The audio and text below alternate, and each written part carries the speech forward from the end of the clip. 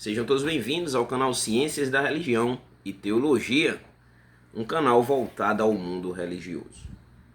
No vídeo de hoje eu quero trabalhar um tema, a questão se existe um Deus. Essa é a pergunta. Ou poderíamos dizer assim, Deus existe? Os deuses existem? Ou existe Deus? Ou não existe Deus, não existe nada? Só o que existe é o mundo no qual vivemos e acabou. Para que eu trabalhe esse tema, eu vou abordar a partir desse livrinho aqui, que eu vou apresentar para vocês. Vou trabalhar vários temas desse livrinho, que o tema é o caminho para Deus. Passos para uma vida salva e redimida. E esse é o primeiro tópicozinho desse livro que a gente vai abordar. O texto bíblico que eu vou passar para que você estude posteriormente, a intenção é que você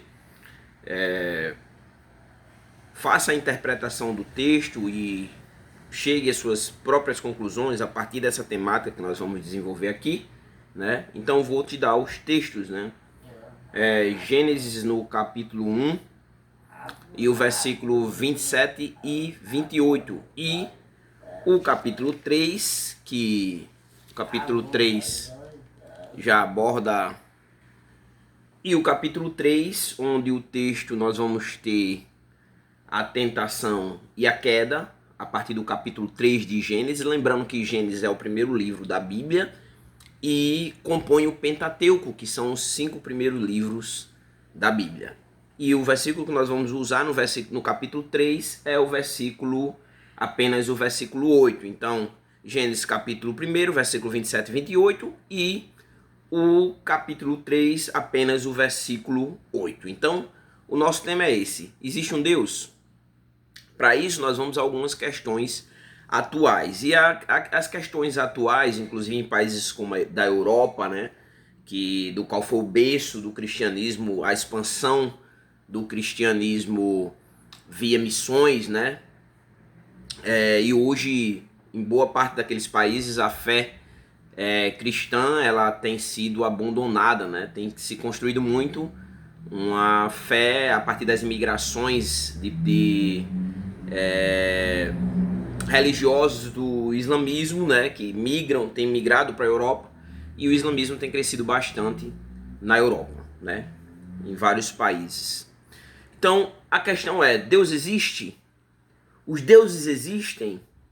Existe um mundo espiritual ou não? Ou o que nós temos aqui é o que é a realidade, e quando essa realidade acaba, tudo acaba, Mas o que você precisa entender a partir de uma compreensão cristã, a partir da Bíblia, é que no início, quando Deus ele criou o mundo e criou o ser humano, e o ser humano ele evoluiu e se multiplicou, não havia a questão dessas dúvidas com relação à existência de Deus, onde Deus mesmo ele falava face a face, que é o que nós vamos ver aqui na Bíblia e nos textos que nós vamos usar, mais precisamente Gênesis 1, 27 e 28 e 3, 8, é que Deus falava face a face com as primeiras pessoas. Então vamos ver aqui esses dois versículos, primeiro de Gênesis capítulo 1, versículo 26 e 27. O texto diz assim: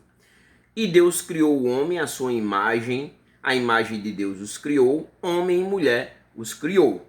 Aqui nós temos já que quem criou o homem, quem deu origem ao homem, o texto diz aqui que foi o próprio Deus, e esse homem ele compõe a imagem do próprio Deus, o texto diz a imagem de Deus o criou, e com relação à sexualidade ele criou a sexualidade masculina e a sexualidade feminina. Isso, para aqueles que creem, na Bíblia, a Bíblia fala isso, a fé cristã, porque aí vão existir várias maneiras, várias interpretações que vão existir a partir da Bíblia e de outras religiões com relação à sexualidade. Mas a Bíblia aqui, o texto bíblico, a mitologia cristã, e não falo da Bíblia como um livro fictício, não é isso que eu estou falando, mas como a narrativa que expõe, traz a base do cristianismo, que é a Bíblia Sagrada,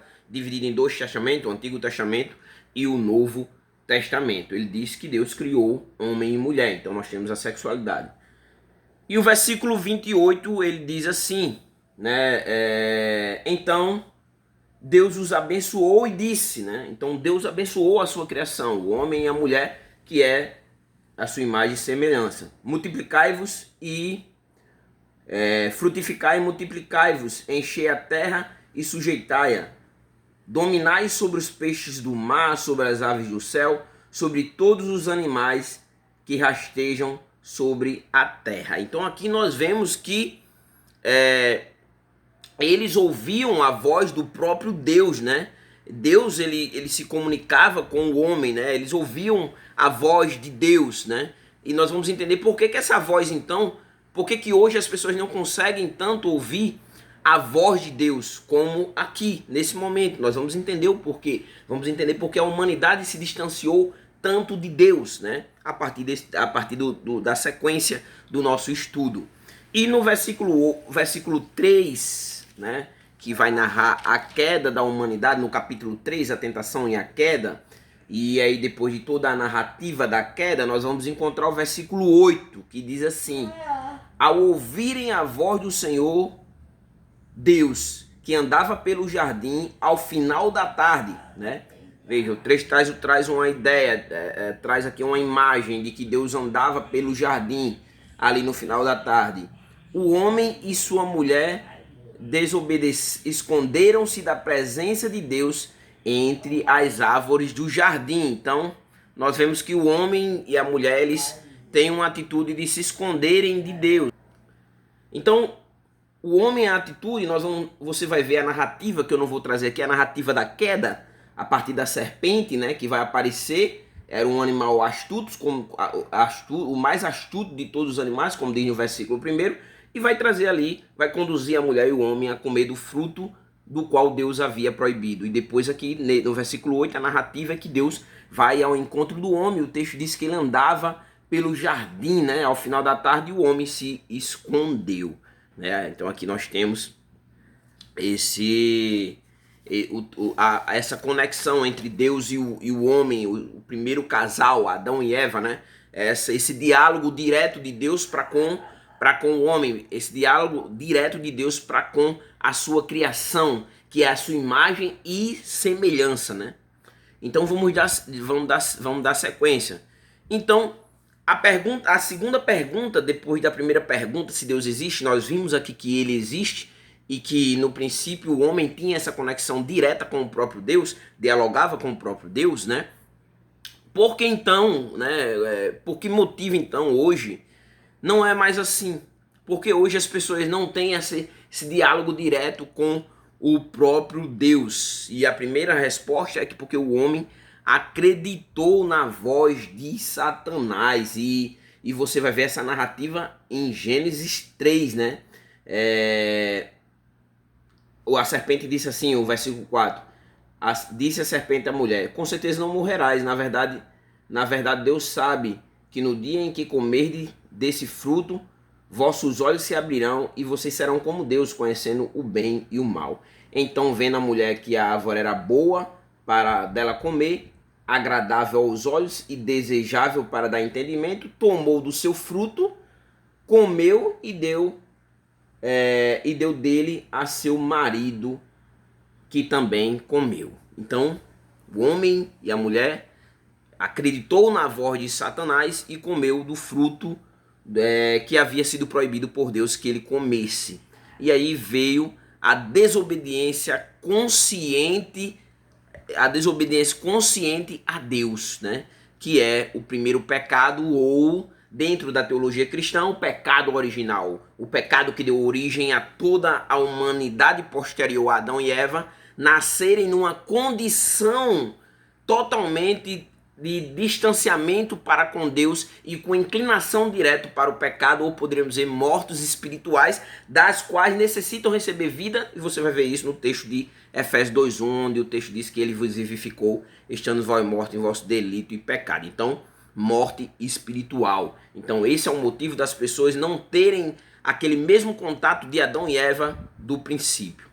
Quais são as consequências então? Qual é a consequência? Quais são as consequências para o homem? Eu já trouxe, mas o pecado, né? Você vai ver que o pecado vai construir um muro de separação entre Deus e o homem. Então o pecado distanciou o homem de Deus, né? E um texto muito interessante para trazer essa validação é Isaías no capítulo 59, versículo 1 e 2, que diz assim: eis que a mão do Senhor não está escondida para que não possa salvar, nem agravado o seu ouvido para que não poder ouvir, mas as vossas iniquidades, no caso uma vida pecaminosa, uma vida voltada para transgredir a lei de Deus, para errar o alvo, fazem separação entre vós e o vosso Deus, né? E os vossos pecados encobre o seu rosto de vós, para que não vos ouça. Então, é aqui a consequência, né? Que é o pecado, ele acaba que ele faz separação, é o muro, né? A consequência direta é esse muro, né? Que foi construído e que acaba impedindo, né? O pecado, ele acaba impedindo que o homem, né? Que o homem seja ouvido, né? A vida pecaminosa, né? Os vossos pecados encobrem o seu rosto de vós, para que não ouça, não vos ouça.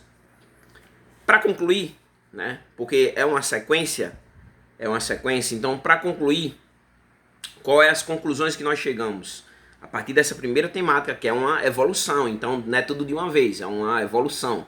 É como se fosse um devocional para a sua vida, né? É uma história que eu vou aqui contando e a gente vai construindo, e aí você vai ver, né, que o objetivo é passos para uma vida salva e redimida. Então são os passos. Estamos dando o primeiro passo aqui para entender que a conclusão é a seguinte: primeiro, Deus existe, Deus está vivo, como nós vimos no texto de Isaías, né? Contempla a sua criação, Deus contempla, Deus vê tudo. Nós vimos em Gênesis 3:8, né, que ao ouvir a voz do Senhor, que andava pelo jardim, né, ao final da tarde, né? Então Deus vê tudo, né? Contempla a sua criação. Então Deus contempla a sua criação. Deus governa o mundo. Nós vamos ver isso no progresso dos nossos devocionais, né? Deus governa o mundo, né? E o segundo ponto é que o relacionamento com Deus, do homem para com Deus, como no princípio com Adão e Eva, foi interrompido pelo pecado, que criou esse muro, como nós vimos no texto de Isaías. E aí, né, a nossa pergunta para a sequência do nosso estudo é: então nesse caso aí, existe algum caminho de volta para a comunhão com Deus? Existe algum caminho? Ou tudo está perdido? Existe algum caminho? E a resposta é sim. Na sequência do nosso estudo, nós vamos ver qual é então o caminho para Deus. Em João capítulo 14, versículo 2 ao 6. É a próxima sequência. Aqui é só um aperitivo, só para a gente primeiro chegar a essa resposta, né? A responder se Deus existe. E aí nós trouxemos essa introdução. No próximo vídeo, nós vamos buscar responder qual é então o caminho para Deus a partir do texto de João, no capítulo 14, versículo 2 ao 6. É isso. Se você não é inscrito no canal, se inscreve no canal, deixa o teu like, né? E compartilha esse vídeo para que outras pessoas possam ter acesso à palavra de Deus, né? Já que é um texto devocional cristão, que tem acesso à palavra de Deus e à cultura religiosa. Até o próximo vídeo.